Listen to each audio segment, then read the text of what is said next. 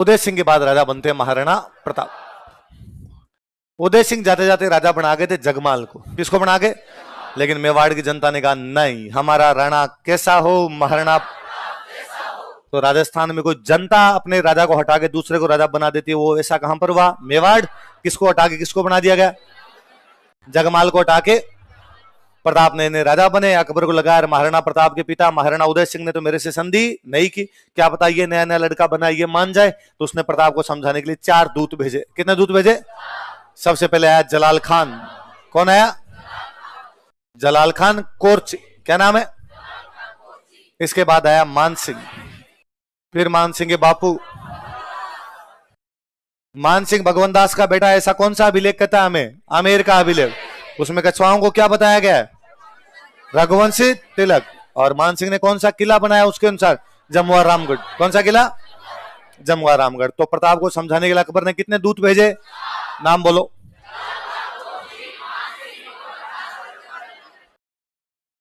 आमेर के पिता पुत्र कौन से इनमें से? पहले पिताजी आया कि बेटा आया? तो सबसे पहले कौन आया? कोर्ची। फिर कौन आया?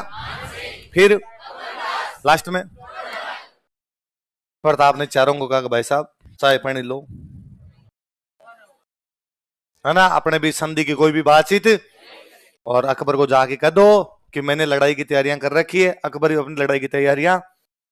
तो फिर महाराणा प्रताप और अकबर के बीच में जो पहली लड़ाई होती है वो आपका फेमस युद्ध है हल्दी घाटी। कौन सा युद्ध है? जिसको अकबर के दरबार का एक इतिहासकार है अबुल फजल, वो कहता है खमनोर का युद्ध। क्या कहता है? तो खमनोर का युद्ध कौन कहता है? इसको कौन कहता है? अकबर के दरबार का एक इतिहासकार और था बदायूनी, वो इसको कहता है गोगुंदा। क्या कहता है? कौन कहता है? और अपना एक हुआ है जेम्सटूड। कौन हुआ है? वो इसको कहता है थर्मोपोली का युद्ध। क्या कहता है? वो कहता है जैसे हमारे यूरोप में थर्मोपोली का युद्ध हुआ था वैसे मेवाड़ में कौन सा युद्ध हुआ है? हल्दी घाटी। तो वो इसे कहता है मेवाड़ की थर्मो। तो हल्दी घाटी के युद्ध को अबुल फजल ने क्या कहा? कौन सा युद्ध कहा? खमनोर। खमनोर की पहाड़ियों से कौन सी नदी निकलती है? बनास। कौन सी? और बदायूनी क्या कहता है इसको? गोगंदा का युद्ध। मेवाड़ की थर्मोपोली कौन बताता है? कौन बताता है? इस युद्ध में खुद एक बंदा आया हुआ था बदायूनी। कौन सा बंदा उपस्थित था? हल्दी घाटी का युद्ध हुआ था 18 जून 1576। कब हुआ था? 18 जून 1576। किस किस के बीच में? प्रताप और अकबर। प्रताप अकबर की तरफ से 2 सेनापति, अकबर खुद नहीं आया था। एक तो आया मान सिंह और एक आया असफ खान। कौन कौन दो आए? मान सिंह और प्रताप की तरफ से सलुम्बर वाले तो आएंगे, सलुम्बर वाले तो हरावल में जाएंगे। और सलुम्बर के थे कृष्णदास चुंडावत। कौन थे? कहां से आए? कहां से आए थे? क्योंकि सलुम्बर वाले मेवाड़ की किस में रहते थे? हरावल में रहते थे। एक ग्वालियर से राजा आए थे रामसा। कौन आए थे? रामसा। रामसा कहां से आए थे? ग्वालियर से। एक अफगानों की सेना लेके आया था हाकिम खान सूर। कौन आया था? हाकिम खान सूर। किसकी सेना लेके? अफगानों की। और एक भीलों की सेना लेके आए थे राणा पुंजा। राणा पुंजा किसकी सेना लेके आए? अफगानों की सेना लेके हाकिम खान सूर। और ग्वालियर की सेना लेके और सलुम्बर की सेना लेके किससे लड़ने के लिए? अकबर। अकबर खुद नहीं आया था, उसके सेनापति कौन थे? और कौन सा इतिहासकार आया हुआ था? और बदायूनी लिखता है कि इस युद्ध में हमारी हालत इतनी खराब हुई कि हम बनास नदी के पास में 16 किलोमीटर वापस भागे थे। बदायूनी लिखता है कि जब हम रात को गोगुंदा जाके रुके थे। कहां जाके रुके थे? तो हमें डर था कि महाराणा प्रताप रात को आके नाम मार दे, इसलिए हम रात को जागते ही रहे थे। चारों तरफ हमने दीवारें चुन ली थी। बदायूनी लिखता है कि जून के तपती हुई दोपहरी के अंदर जब हम वहां से चित्तौड़ से निकल के मेवाड़ से निकल के अजमेर की तरफ आ रहे थे तो रास्ते में भील जगह जगह हमें लूट लिया करते थे। बदायूनी ऐसा लिखता है कि जैसे तैसे ले दुआ के हम अजमेर पहुंचे। मान सिंह और आसफ खान गए और मान सिंह और आसफ खान को अकबर ने जाते ही पूछा कि क्या महाराणा प्रताप को मार दिया? उनका नहीं। क्या जिंदा पकड़ लिया? का नहीं। क्या उसने हमारी अधीनता स्वीकार कर ली? कि नहीं। तो क्या सोच कर आए थे कि सरदार खुश होगा, इनाम देगा? और आज के बाद दोनों मेरे को दिख गए ना दरबार में, टांगे तोड़ दूंगा तुम्हारी। तो अकबर ने किस किस को दरबार से बाहर निकाल दिया था? मान सिंह और अकबर ने कहा, मान सिंह आसिफ खान ने, सर सुनो प्लीज, वहां पार नहीं पड़ रही, हार जाओगे, हम भी हार के हैं। अकबर ने कहा, मैं जा रहा हूं, मैं बताता हूं तुम्हें कैसे जीतते हैं। तो हल्दीघाटी युद्ध में हार के बाद खुद कौन आया? अकबर ने कहा, मैं बदला लेके आऊंगा यार, इतने बड़ी सेना भेजी, तुम हार के आ गए। तो अकबर खुद अटैक करता है आपने। अकबर आता है, उदयपुर का नाम बदल कर देता है मोहम्मदाबाद। किसका नाम बदलता है? किसका नाम?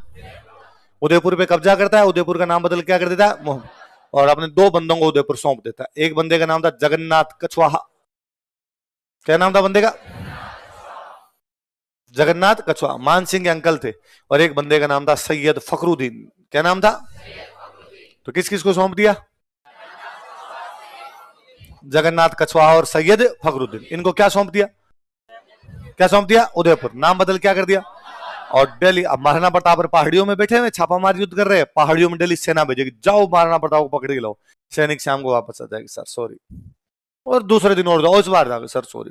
कितने गए थे कि 100, वापस कितने आए? 25। बीच में कितने रह गए? 75। कोई भीलों ने मार दिए, कोई महाराणा प्रताप की सेना ने मार दिए, कोई बेचारे भूखे प्यासे मर गए, रास्ता भटक गए कोई। तो अकबर ने एक दिन पूछा, कैसा क्या है यार, तुम मुगल हो और जाके ढूंढ नहीं सकते महाराणा प्रताप? उसने कहा, मुगल है, गूगल थोड़ी है।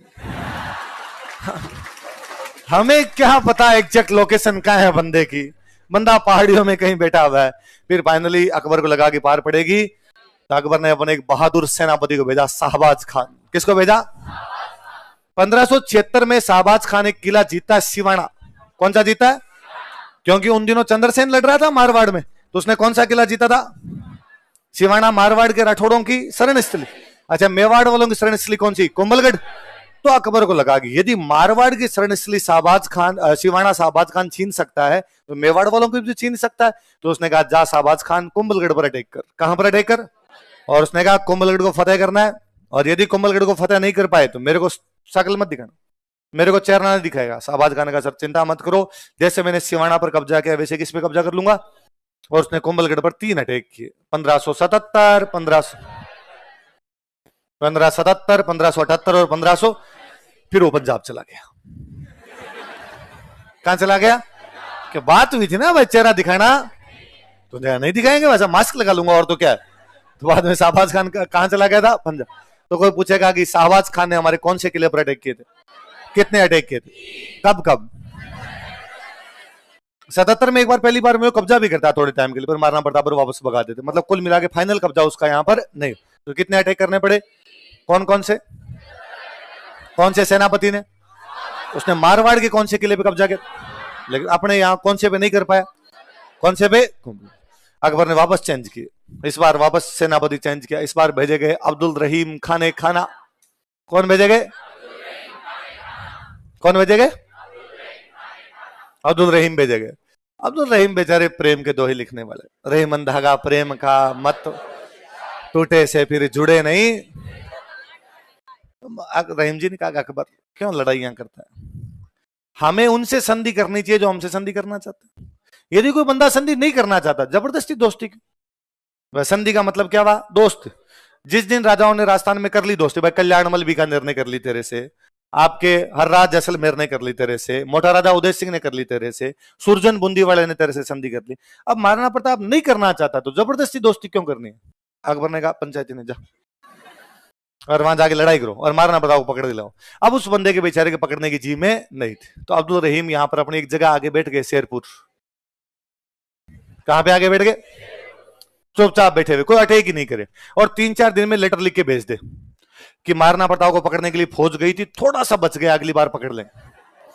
अकबर कहता कि वेल ब्रो, वेल वेल, कि बेटा लगे रहो, well played boys, well played. थोड़े दिनों में और लेटर लिख के भेजेगी। इस बार तो हाथ ही आ गया था, कोई एंड टाइम पर ही निकला है। अकबर ने कहा, ठीक है ठीक है।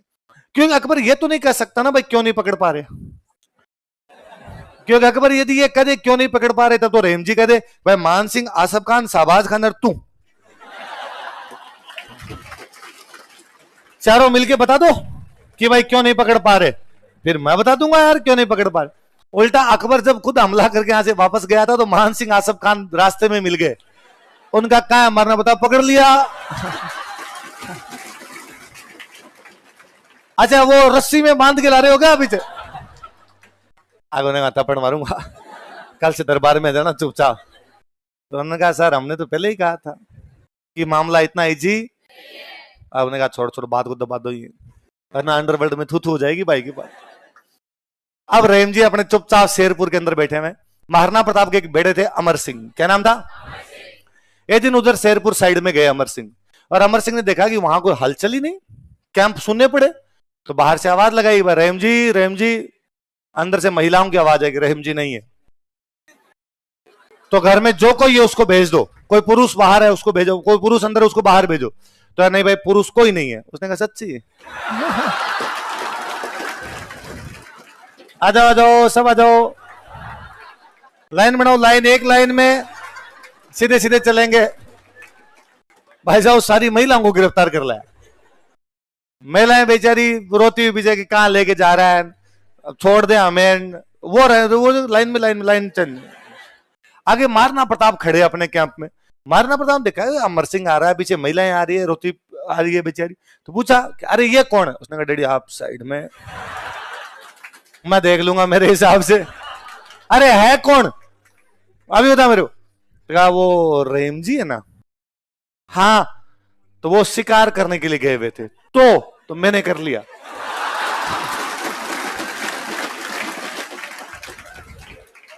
मारना थप्पड़ मारूंगा, वापस छोड़ गया। सह सम्मान वापस पहुंचाया उनको। कहते रहीम जी के पास जो वापस महिलाएं, रहीम जी इतने में शिकार करके आ गए थे, उन्होंने आगे देखा कि महिलाएं तो है ही नहीं, तो बावड़े माथा पकड़ के बैठे हुए। वापस छोड़ने के लिए वो महिलाएं जब वापस पहुंची तो रहीम जी का कहां चली गई थी तुम? उनका तुम कहां चले गए थे? और ये तो भला हो बेचारे उस महाराणा प्रताप का जो हम वापस आ गई, वरना दुश्मन की महिलाओं को इस प्रकार पकड़ के लेके जाए कौन सौंपे वापस? तो रहीम जी की आंखों में आंसू आ गए। और रहीम जी ने उस दिन कहा था कि मैं नहीं जानता महाराणा प्रताप की मुगलिया सल्तनत भारत में कब तक राज करेगी। मैं इस बात को नहीं जानता कि खुरासान के रहने वाले लोग भारत में कब तक राज करते रहेंगे। मैं ये भी नहीं जानता कि अकबर कब तक भारत में राज करेगा। मैं इतना पक्का पक्का जानता हूं कि जब तक धरती सूरज और चांद रहेंगे तुम इस भारतवर्ष में याद किए जाओगे। आपका कोई दुश्मन आपके बारे में ऐसी बात करके जाए, इसका मतलब आप कितने महान रहे होंगे। किसी भी व्यक्ति का पता इस बात से नहीं चलता कि उसने कितने युद्ध जीते, कितने युद्धों में हारा। उसका पता इस बात से चलता है कि वो नैतिक चरित्र में कितना महान है। महाराणा प्रताप और दुर्गादास राठौड़ अपने नैतिक चरित्र में बेहद महान लोग थे। दुश्मन की महिलाएं आपके घर में आई, आप उनको अपनी धर्म की बहन बना के वापस सौंप के आते हैं, ऐसा महाराणा प्रताप कर सकते हैं।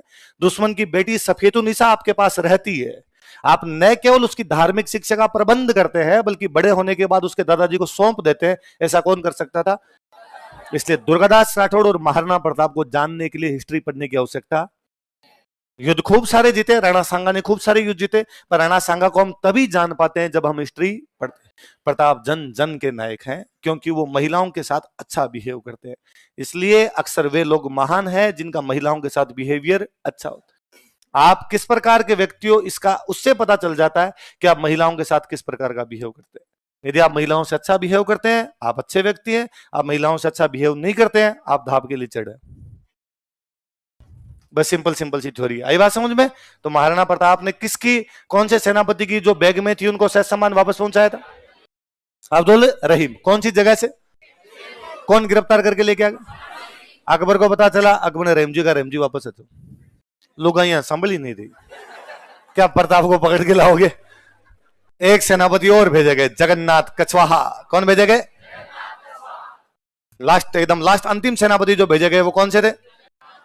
1585 में। कब भेजे गए?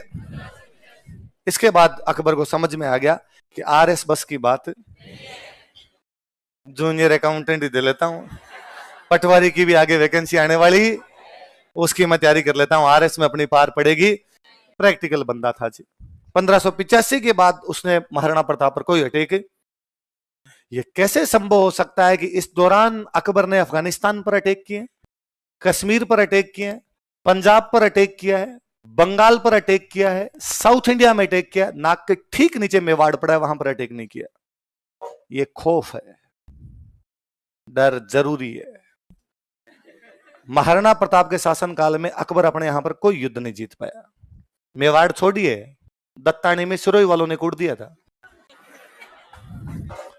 हम पढ़ रहे थे सुबह, भाई सिरोही जैसी छोटी सी रियासत अकबर की सेना को कूट पीट के यहां से निकाल देती है, तो हालत कितनी खराब हो गई होगी।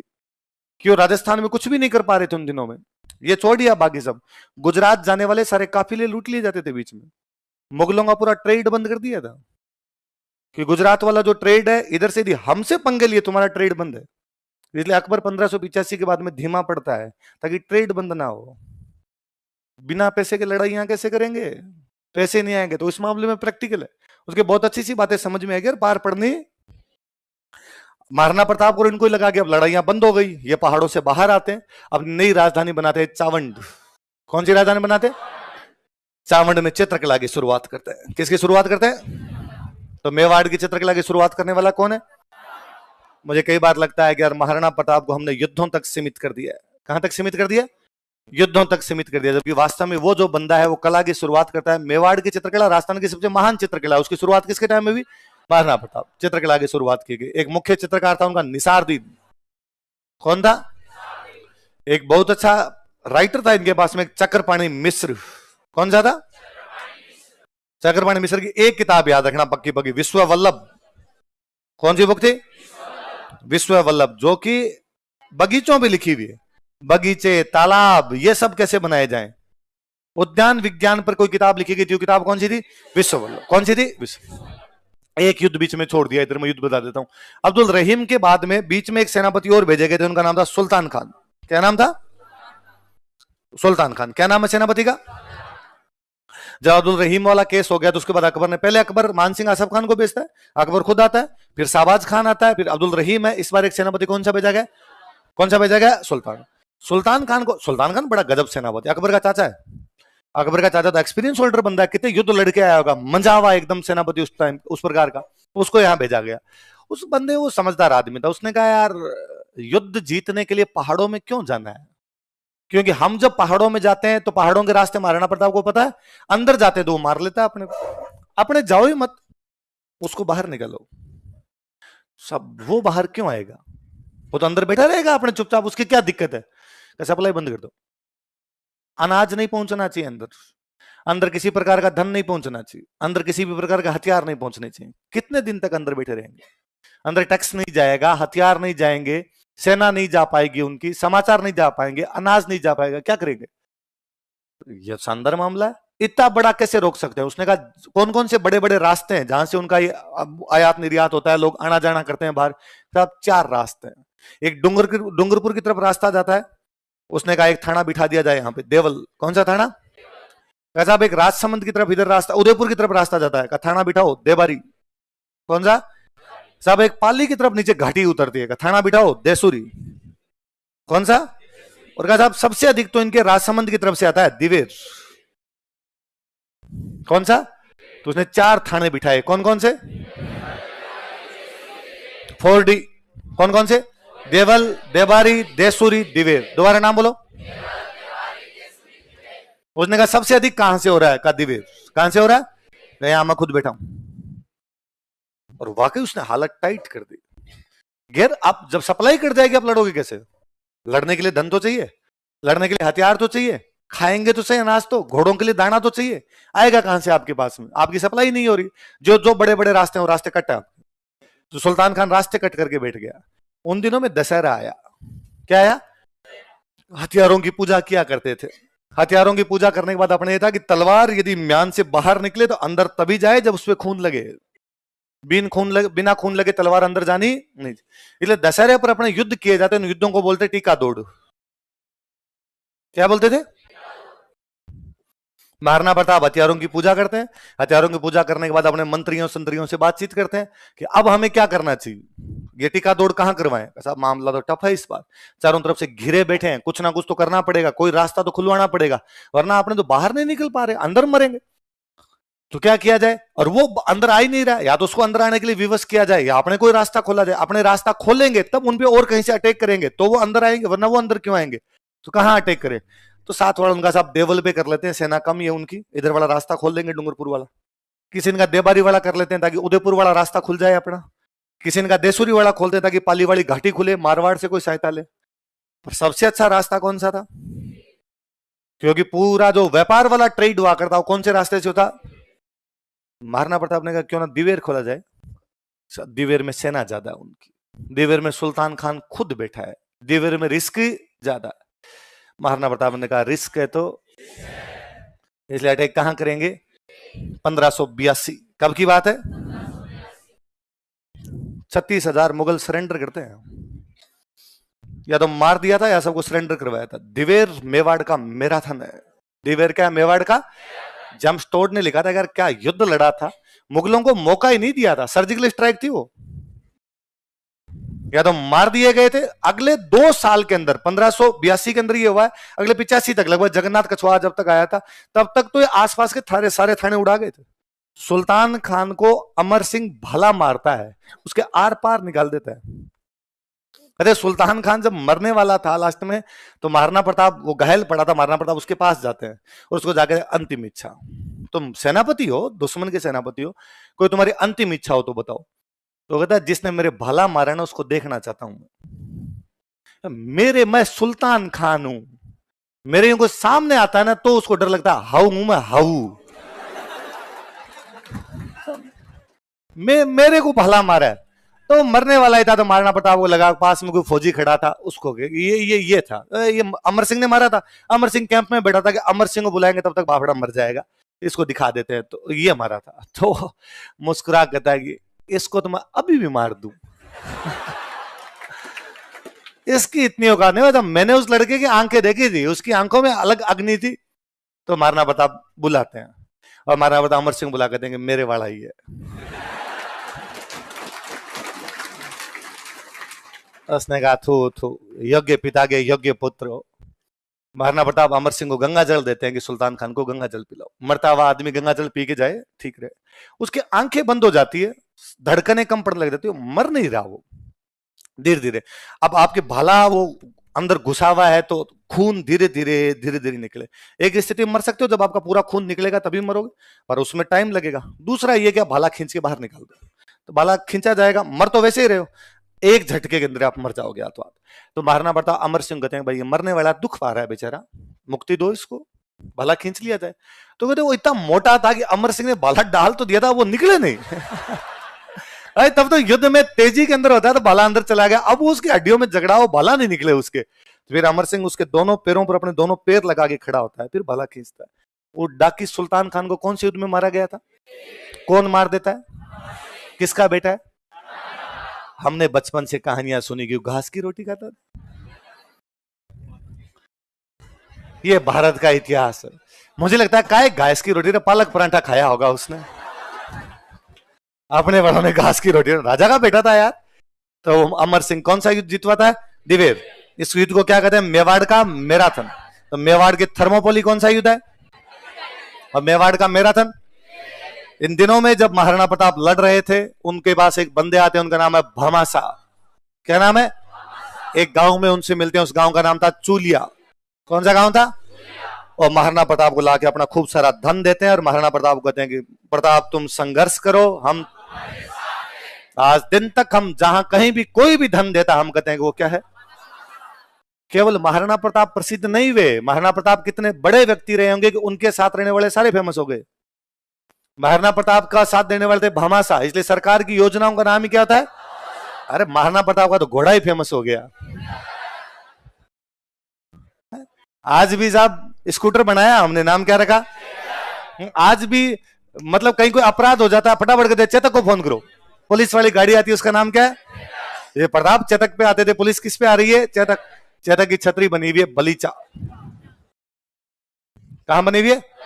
प्रताप की चावंड में मृत्यु होती है, प्रताप की छतरी वहीं चावंड के पास बनी हुई है, मांडोली। कहां पर बनी हुई है? 8 खंभों की छतरी है। कितने खंभों की छतरी है? तो प्रताप के 8 खंभों की छतरी कहां पर बनी हुई है? प्रताप के एक राइटर है चक्रपाणि मिश्र, उन्होंने कौन सी किताब लिखी थी? विश्व वल्लभ। कौन सी किताब लिखी? जो किस पे बनी हुई है? किस पे बनी हुई है? उद्यान विज्ञान पे। और हेमरतन सूरी एक पहले मैंने राइटर पढ़ाए थे, उनकी किताब का नाम बताओ। गोरा बादल पद्मिनी चौपाई। कौन सी किताब? किसने लिखी थी? हेमरतन सूरी। वो भी किसके दरबार में थे? महाराणा प्रताप। प्रताप ने राजधानी किसको बना ली थी अपनी? चावंत। किसको बना ली? चावंत। फिर प्रताप के बाद राजा बने प्रताप के बेटे अमर सिंह।